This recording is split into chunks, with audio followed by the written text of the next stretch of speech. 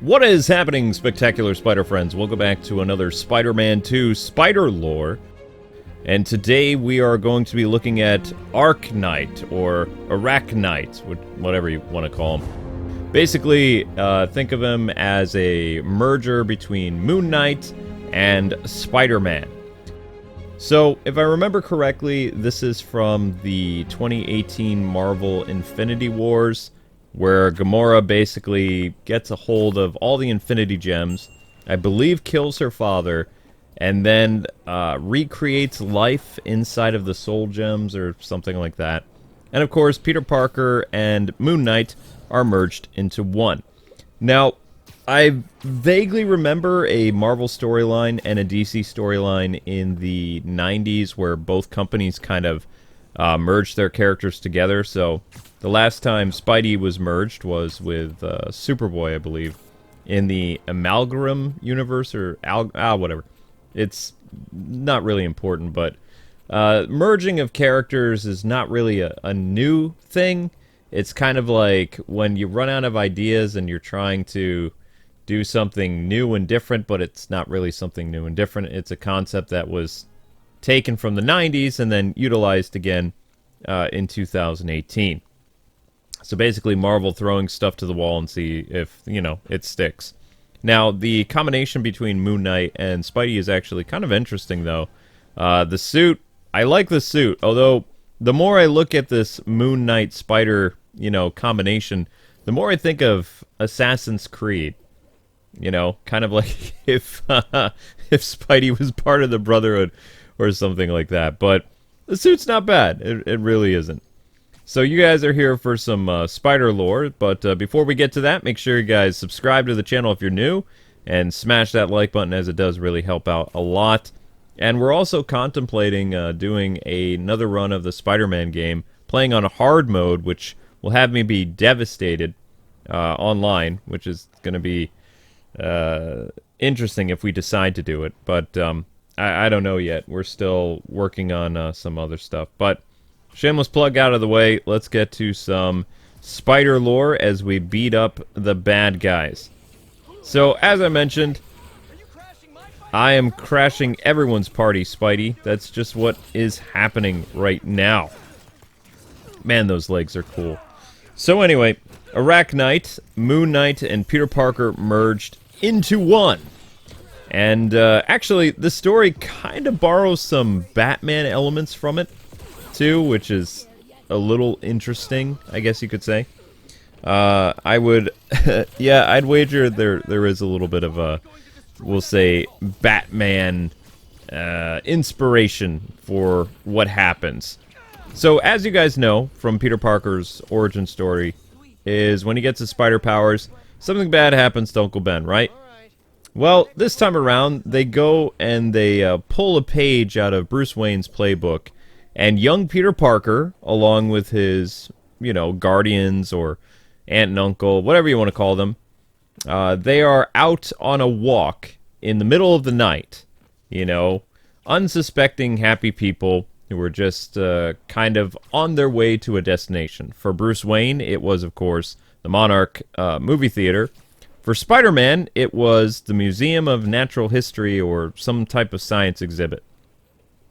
So while the Parkers are out and about in, I believe, Central Park, they are attacked not by a mugger, but by a creature known as the Goblin by Night, which is a combination of some other Marvel characters, Green Goblin and someone else who I don't really know a lot about, nor do I care. It's not Mobius. It's somebody else. So don't think of it like the living vampire Morbius. It's, somebody different. But basically, think of it like the Green Goblin from the Ultimate Spider-Man comics.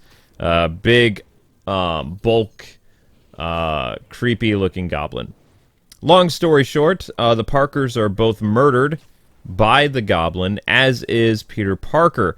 And here's where things get different. As Peter lay dying on the ground, as a probably young 10, 8-year-old child, don't really know, he's reached out to by the spider totem, which is, that African spider totem thing. And it speaks to Peter, and it says, hey, we can save your life, but, we'll give you all this power, and there won't be a major cost, except there is a major cost.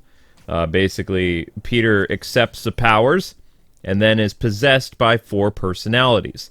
Now, these personalities vary, and, you know, it goes back to the whole Moon Knight having a split personality. So basically, all you need to know of these personalities, the one to fear the most is known as the Knight. So what we do is we then fast forward 15 years, and Peter Parker is now basically a CEO of Parker Industries and Technologies.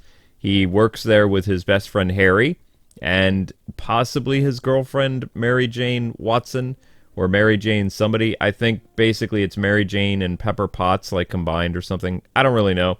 Mary Jane was in the book very sporadically, so it's not really that big deal. The major players in the book were Peter and Harry and Norman, and basically the personalities in Spidey's head. So Spidey has been active in New York for a very long time as the Arachknight. So, you know, they didn't want to call him the Spider Knight, which I think actually would have been cooler to call him Spider Knight, but they're doing the whole arachnid thing, so he's Arachknight. And New York has the same type of relationship with him as they did Spider-Man, just regular Spidey. You know, they either love him or they hate him. And I think they're aware that there's something really wrong with the Spider Knight, which is just easier for me to say, because every once in a while, the Knight comes out to play one of Peter's more dangerous personalities. So the Knight is essentially Moon Knight. He is a guy who doesn't pull his punches, hates criminals, and just is a seeker of justice, no matter the cost. And when the Knight comes out to play, then you know that Spider-Man is not going to really be pulling his punches anymore. So, Peter has been operating in, I believe it's New York City, as this superhero with multiple personalities. And things mostly are looking up for him, but, you know, deep inside of him and his several fun little personalities, they are trying to get revenge or information on the Goblin, the person responsible for killing the Parkers. In fact, it was their whole reason for joining together to merge as this spider being, to take down the person responsible for the Parkers' deaths, and also probably, you know, to do something with Peter's crazy personalities in his head. So, what you need to understand about this whole spider lore, too, is Harry Osborne actually knows that Peter is the Arachknight, and actually helps him out in his exploits from time to time. Think of him kind of like Alfred in a sense. Like when things get really intense, or Peter is late for a appointment because he's the CEO of a massive corporation, that Harry will show up and literally pick Spider-Man up and say, okay, it's time for you to go to work and we need the CEO personality. Now, I don't know if he's joking or if the CEO personality is actually another one of the many personalities inside of Peter Parker's head. I never really understood that when I was going over the book. So I want to think, based on there's 4 personalities that are mentioned in the book, that CEO, Parker, and the Knight are 3 personalities, and then the 4th personality maybe is the Arachnid, which would be the quipping aspect of Spider-Man, something like that.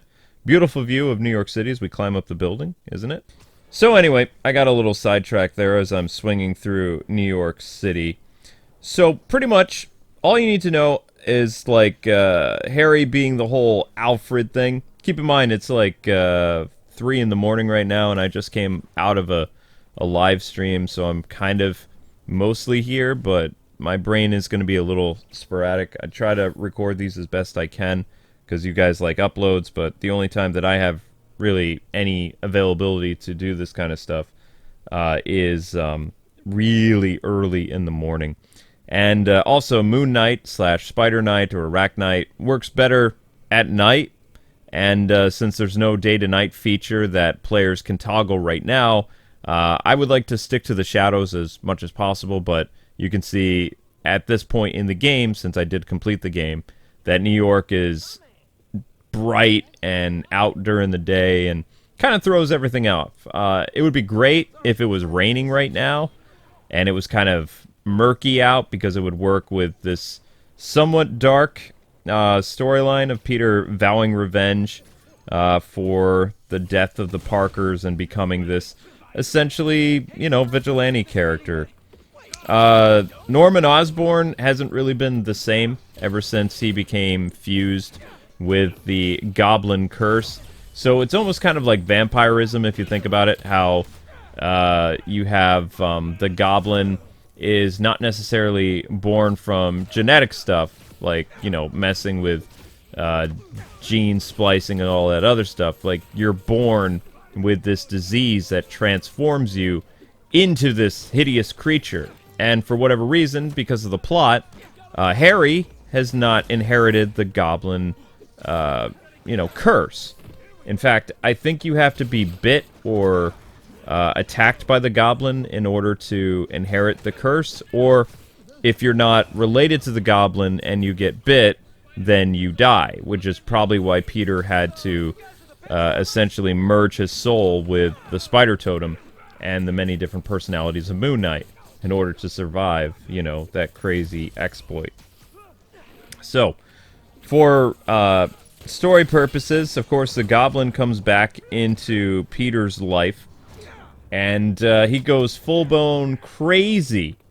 In fact, things get so nasty that Harry actually has to protect his father from the Arachknight. And Peter's not too thrilled with that. But unbeknown to Peter Parker is his friend Harry has actually been bitten by the Goblin. So just like the 616 universe, Harry is also doomed to become the Goblin because he was bit.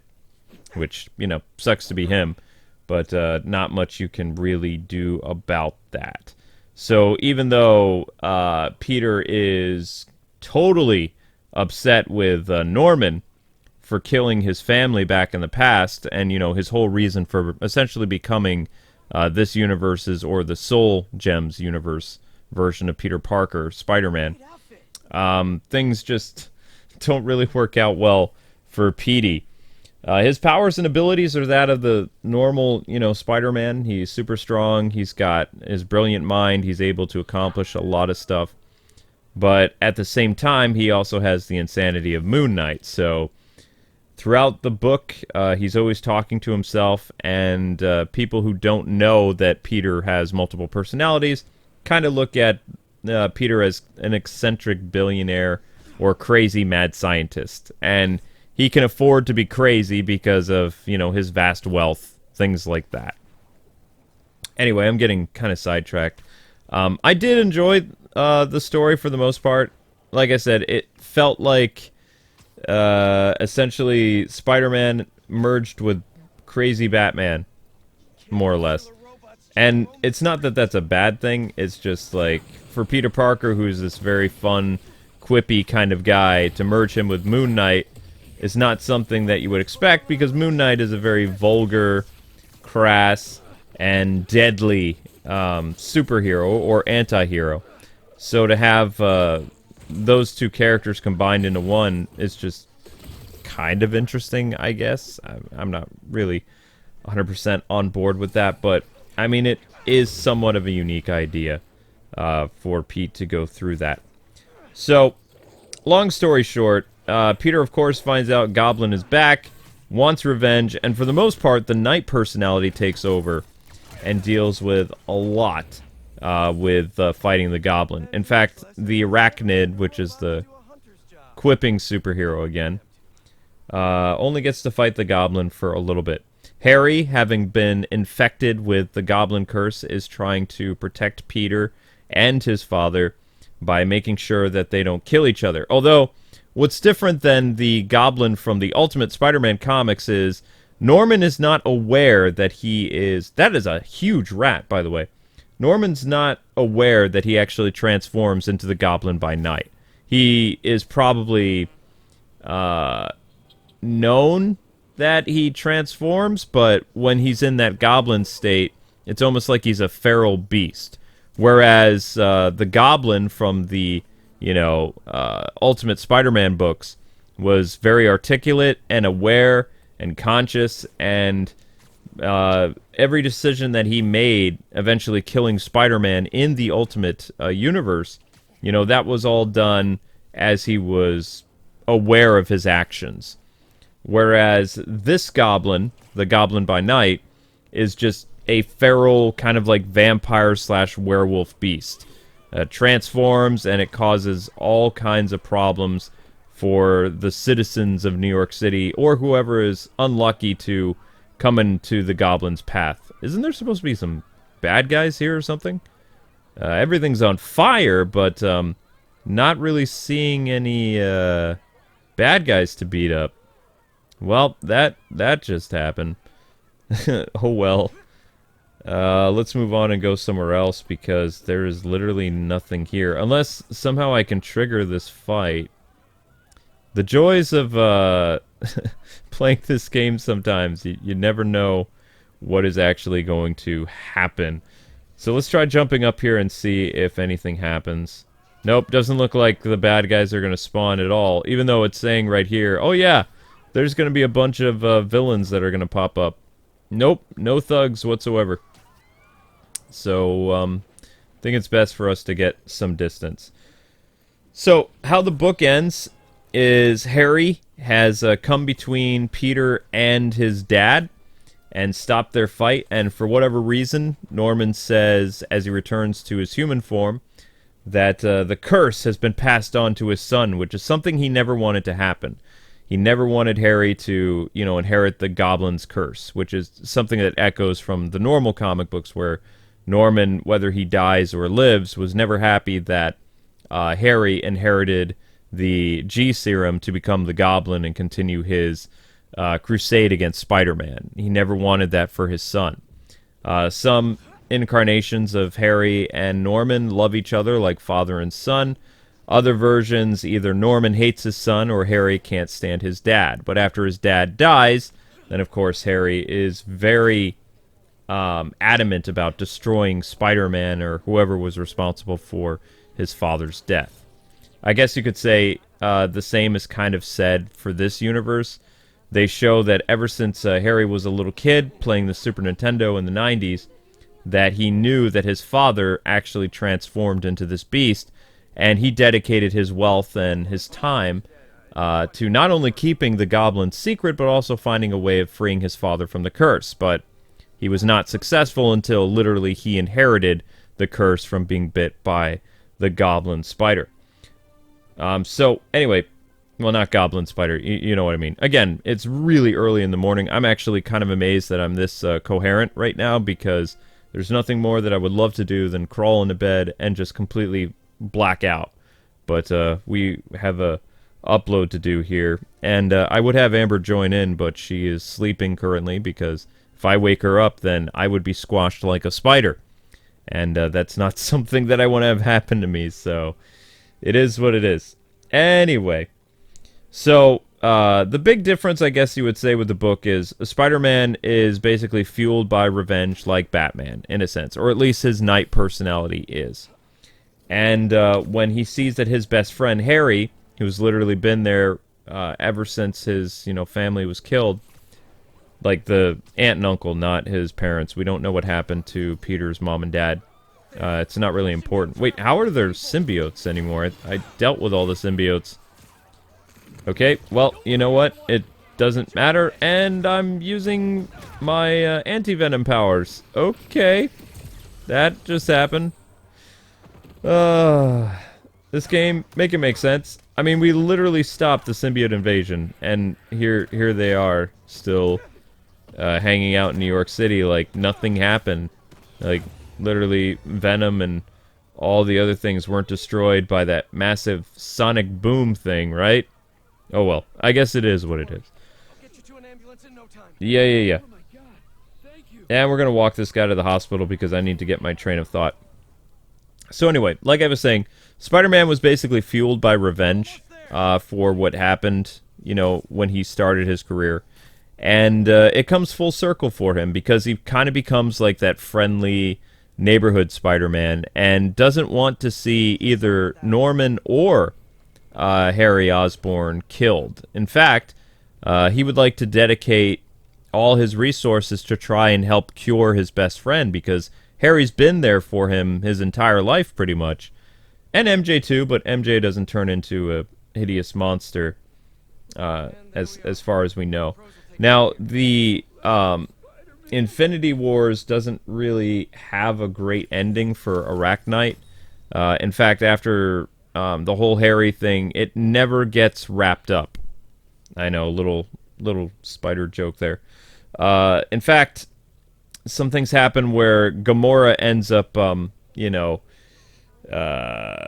wouldn't say losing, but basically this whole universe that was created that features the merging of superheroes kind of gets erased, but it doesn't. Like, the consciousness of all these heroes lives inside the Soul Gem or something like that. But the Earth 616 goes back to being normal. It's no longer a merged universe. So all I know is the last time we saw Arachknight is he was still trying to save his friend. Here we have more symbiotes. And also he joined up with a different version of the Defenders in New York City, which again consisted of merged heroes. And I don't know who all those different identities were. It doesn't really matter. But that pretty much concluded the Arachknight storyline, as far as we know. Maybe because of the popularity of this skin, which again, this Assassin's Creed / Moon Knight skin is actually pretty dope. Maybe Marvel will continue to do something with that. Thanks for the assist, Miles. I really appreciate that, buddy. It's okay. They're gone. It is okay. They're gone. So, are they going to do the Spider-Man meme? What's this? Wait. Oh, they hug! I've never seen that. Man, I wish there would be a way to trigger some of these emotes, because that's actually kind of adorable. The mentor and the mentoree having a little spider hug there. Big bro and little spider bro. That's kind of sweet. Very wholesome and adorbs. But yeah, that pretty much concludes my thoughts on the whole Moon Knight and Spider-Man thing. I would have liked to see the Arachnid, act more like Spider-Man, but mostly the book is about very angry the Knight personality, so basically Moon Knight. I don't think that really works for Spider-Man, outside of when, of course, Spider-Man is possessed by the symbiote, then angry Spider-Man is always really funny. But anyway, now I want to hear from you. What do you think about the spider lore for Arachknight? You think he's a cool character? Are you happy that the costume is actually added into this game? And be honest, when you saw this costume, did you think that it was supposed to be Assassin's Creed Spidey or something else? Let me know in the comments section below. And thank you guys so much for watching. Keep an eye out for more spider lore as it happens. Don't forget to like, comment, subscribe, all that good stuff. And I will see you guys live later today with some type of live stream. God bless and happy gaming. Later, spider friends.